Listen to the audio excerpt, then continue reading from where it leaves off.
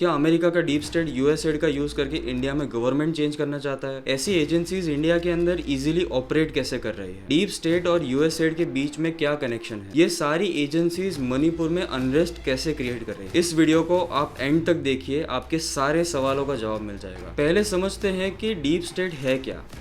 Deep state एक simple language में समझे तो अमेरिका की एक ऐसी इंटेलिजेंस एजेंसी है जो अलग अलग एनजीओज के थ्रू किसी कंट्री के अंदर कोई भी टाइप का एक नैरेटिव सेट करती है। यूएसएड भी डीप स्टेट का एक वेपन है जो पूरी दुनिया में कुछ एनजीओज के थ्रू अमेरिका का नैरेटिव चलाता है। या यूँ समझो कि अगर अमेरिका को किसी देश का प्राइम मिनिस्टर नहीं अच्छा लगता तो वो ऑपोजिशन में जो लीडर होगा उसको भारी फंडिंग देके रिजीम चेंज करवा लेंगे। डोनाल्ड ट्रम्प ने भी क्लियरली स्टेट किया है कि यूएस एड के थ्रू इंडिया में $21 मिलियन मतलब 180 करोड़ रुपए चैनल किए गए थे जो गवर्नमेंट चेंज करने के लिए थे, और बांग्लादेश में भी $29 मिलियन भेजे गए थे। $21 million for voter turnout in India. What do we need to spend $21 million for voter turnout in India?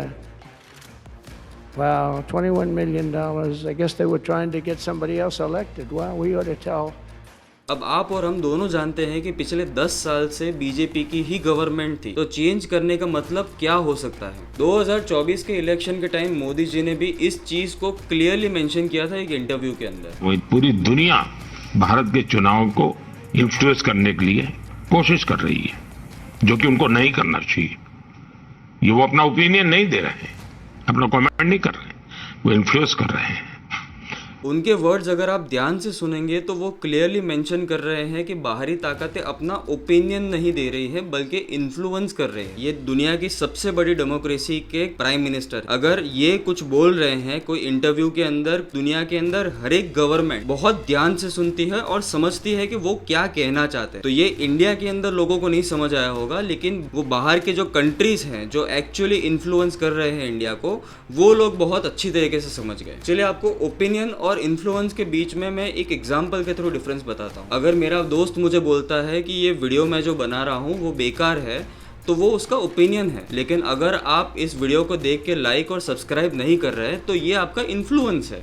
तो ये जो यूएसएड से रिलेटेड कंट्रोवर्सीज निकल के आ रही है वो मोदी जी को पहले से पता थी, लेकिन अब जब डोनाल्ड ट्रंप ने ये चीज कह दी तो हम लोग उस चीज को मान रहे हैं। डेटा तो मोदी जी ने भी नहीं दिया था, ना डोनाल्ड ट्रंप ने दिया है, बट इंडिया का सबसे बड़ा इशू यही है कि हम लोग किसी गोरे की बात पहले मानते हैं। आपको मैं एक एग्जाम्पल से समझाता हूँ। मान लीजिए आपको वड़ा पाव खाना है और आपने यूट्यूब पे सर्च किया तो आपको 2 वीडियोस दिख गए, एक जो लोकल का है और एक गोरे का है। तो आप किसका वीडियो खोलेंगे? 90% केसेस में आप किसी गोरे का वीडियो खोलेंगे, क्योंकि उसका ओपिनियन मैटर करता है, उसका ओपिनियन आपको इन्फ्लुएंस करता है। अंग्रेज तो चले गए लेकिन अपना इन्फ्लुएंस छोड़ गए। अब तो गोरे भी सोच रहे होंगे कि भाई 180 करोड़ लेके भी कोई ऑपोजिशन में जीत नहीं पाया। अब इंडियन एक्सप्रेस का तो कुछ अलग ही चल रहा है। वो लोग कहते हैं एक आर्टिकल के अंदर कि वो जो $21 मिलियन जिसका जिक्र डोनाल्ड ट्रंप कर रहा है वो इंडिया के लिए थे ही नहीं, वो बांग्लादेश के लिए थे। लेकिन इस आर्टिकल के पब्लिश होने के बाद डोनाल्ड ट्रंप ने वापस से एक और रैली के अंदर सेम चीज बोली कि वो $21 मिलियन इंडिया को मिले। And $21 million for voter turnout in India. Why are we caring about India turnout? We want our own turnout, don't we? Can you imagine all that money going to India? Donald Trump US का president है, अगर वो 3 बार same चीज बोल रहा है तो बिना फैक्ट्स के वो नहीं बोलेगा। आप लोग सोच रहे होंगे कि अभी अभी व्हाइट इन्फ्लुएंस की बात कर रहा था, पर भाई वो यूएस का प्रेसिडेंट है, न्यूज़पेपर का एडिटर नहीं है। मोदी जी ने बोला था तो वो प्राइम मिनिस्टर के दर्जे से बोला था, फिर भी हमने उनकी बात याद नहीं रखी थी। जितने भी लेफ्ट विंग के लोग हैं सब इस आर्टिकल को लेके निकल पड़े हैं सोशल मीडिया पे जस्टिफिकेशन देने के लिए कि नहीं साहब ये बीजेपी की साजिश है, ये तो 21 मिलियन जो थे वो इंडिया के लिए नहीं थे, बांग्लादेश के लिए थे। अब किसकी बात माननी है वो तो आप लोग खुद डिसाइड कर लीजिए। चलिए अब समझते हैं यूएसएड है क्या।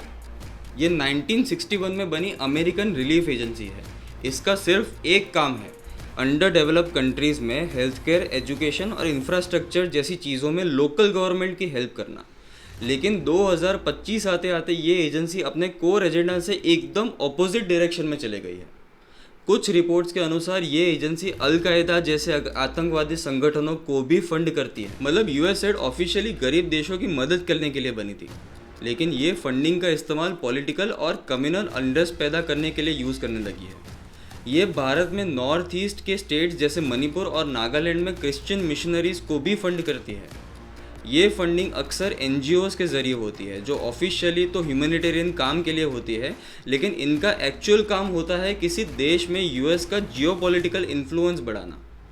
USAID का बजट हर साल बिलियंस ऑफ डॉलर्स में होता है, तो आप सोचिए कि ऐसी ऑर्गेनाइजेशन के टाइज कितने ऊपर के लेवल पे होंगे। अगर भारत की बात करें तो यहाँ पे ऑफिशियली USAID NGO के through health care and education में पैसा डालता है, लेकिन मणिपुर में कुछ अलग ही चल रहा है। यहाँ आपने सुना होगा कुछ 4-5 महीने पहले ड्रोन स्ट्राइक शुरू हो गए थे। भाई कम्युनल टेंशन तो हर स्टेट में होता है, लेकिन इस लेवल पे कभी नहीं होता कि लोग ड्रोन से बॉम्ब गिराना शुरू कर दें। ये ड्रोन्स ठीक वैसे हैं जैसे म्यांमार में कुकी चीन आर्मी यूज़ करती है। और अगर आप देखें तो मणिपुर में एथनिक फ्लेयर अप हुआ, उसके ठीक कुछ दिन पहले वहाँ पे फॉरेन मीडिया के बहुत सारे जर्नलिस्ट पहुँच गए थे।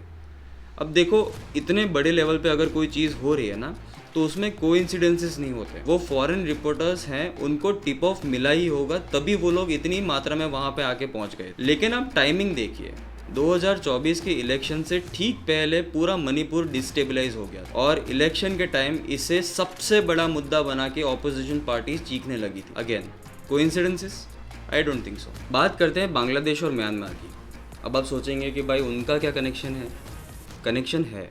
बांग्लादेश और म्यांमार दोनों में अगर आप देखेंगे तो सेम पैटर्न दिखेगा। दोनों ही देश इंडिया से बॉर्डर शेयर करते हैं, दोनों में फीमेल प्रेसिडेंट थे, दोनों में मिलिट्री कू से गवर्नमेंट चेंज हुई और दोनों में USAID के थ्रू फंडिंग होती थी। चाइना भी बहुत टाइम से इंडिया को डिस्टेबलाइज करने की कोशिश कर रहा है, फिर वो श्रीलंका हो या मालदीव्स हो।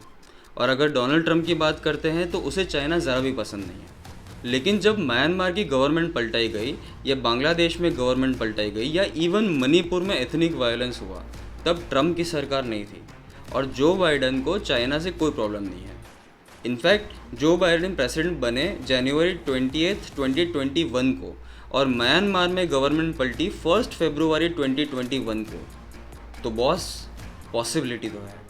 ऐसे बहुत सारे पॉइंट्स हैं जो मैं इस वीडियो में कवर नहीं कर पाया। अगर आपको ये वीडियो अच्छा लगा तो आप मुझे कमेंट्स में बताइए, तो मैं इसका दूसरा पार्ट भी बनाऊंगा। Until next time.